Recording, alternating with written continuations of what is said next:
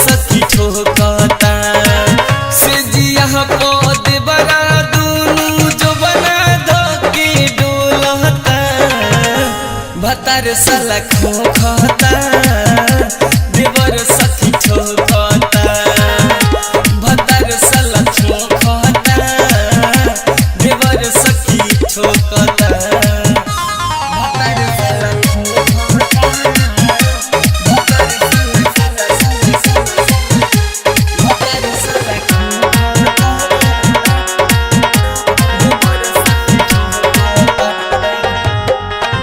नहीं करी का उपाय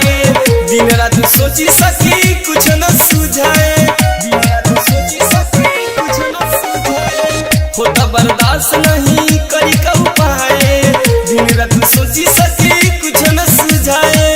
जब जब देवर करे बहुत दुखाए भीतरी के चीज सकी भीज के चिल्लाए भतार जब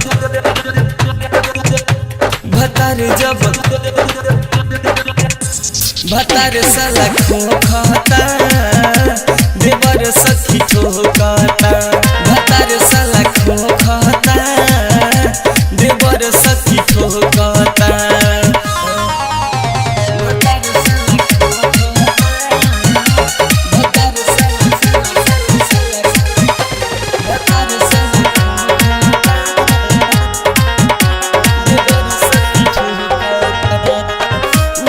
सहनी से लेलवनी लहनी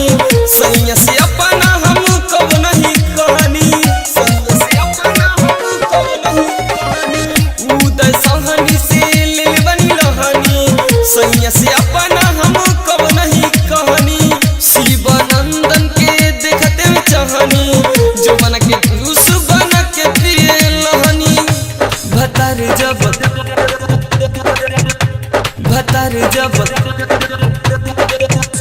भतार साला खोखता